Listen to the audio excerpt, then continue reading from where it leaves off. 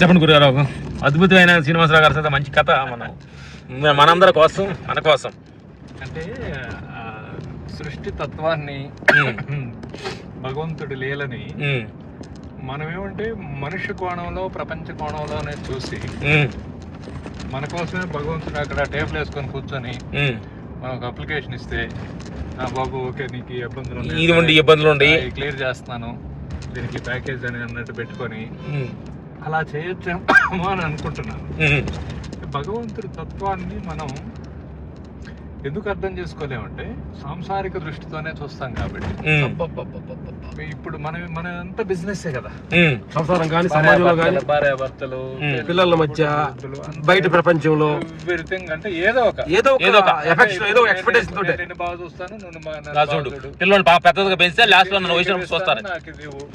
ఇది ఒక సహజం. అంటే ఇప్పుడు మనిషి ఒక సంఘజీవి, ఒక వీడు వాడున్న అడవిలో అదే ఫార్ములా. దీంతో దేవుడితో కూడా అలానే బిహేవ్ చేస్తున్నాడు. ఇదే అలవాటు అక్కడ కూడా తీసుకెళ్ళి అలవాటు అయిపోయింది.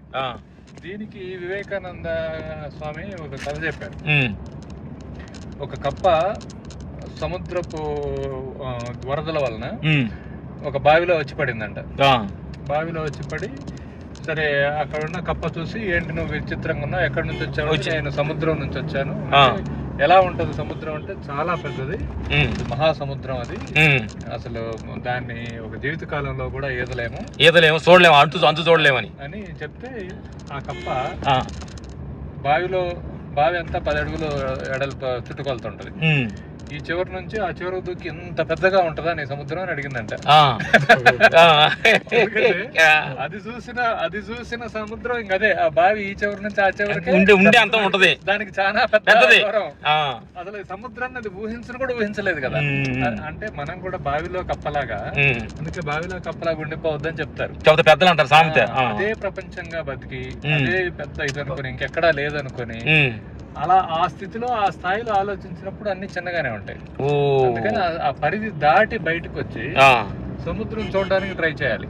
సముద్రం ప్రపంచాన్ని చూడాలంటారు. ఇప్పుడు దాన్ని ఏమవుతుందంటే, అంటే విశ్వ సృష్టిని చూస్తే, విశ్వంలో ఇంత ఈ అబండెన్స్ చూస్తే అది విశ్వరూపం చూసినట్టు. అంటే నువ్వు ఒకే చోట ఉండి నీకు కనపడే దేవుడిని కూడా ఒక మినియేచర్ బొమ్మలాగా చేసుకొని నీ చోటే పెట్టుకొని, నీ పూజ గదిలో పెట్టుకొని నువ్వే అక్కడే అప్లికేషన్ ఇచ్చేసి అక్కడే నీ పని అయిపోవాలనుకొని, లేదా దేవుడు బలాన్ చోటే ఉండాలి, ఎట్లయినా సరే దాని ఎమ్మెల్యేనో ఎంపీఓ రికమెండేషన్ తోటైనా అడిగిపోయి అడిగి చెబితే పని అవుద్దామని అనుకొని, దేవుడిని కూడా ఒక ఎమ్మెల్యేనో ఎంపీలా రాజకీయ నాయకుడిలాగా అనుకొని, అసలు దేవుడు అనేవాడికి వీడి రాజకీయంతో, వీడి సంసారంతో ఆయనకేం సంబంధం లేదు.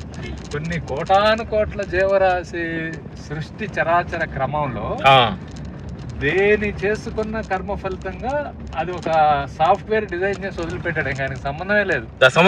నీకేమవుద్ది, నీకు పాపం వస్తుందా, పుణ్యం వస్తుందా, నువ్వు నవ్వుతావా, నీకు కష్టం వస్తుందా, ప్రతి చర్య నీ మానసిక స్థితే.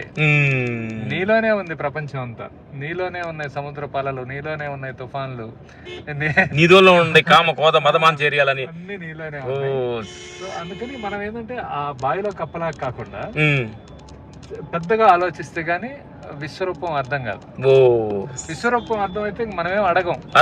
ఈ విశ్వంలో ఉండటమే, ప్రాణాలతో ఉండటమే గొప్ప వరం కాబట్టి దేవుడిని నేను మాట్లాడుతూ చూడటం వరం అయితే ఇంక నేను నిన్ను అడిగేదేంటి? ఇంతకంటే వరం కావాలి? చూడండి నా ప్రేక్షకుల దేవుళ్ళారా, చూడండి మాట్లాడుతున్నామంటే వరం.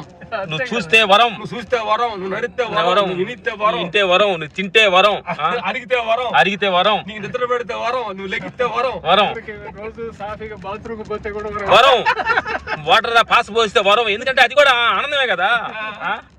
నీ కామకోరికలు తీసుకుంటే వరం.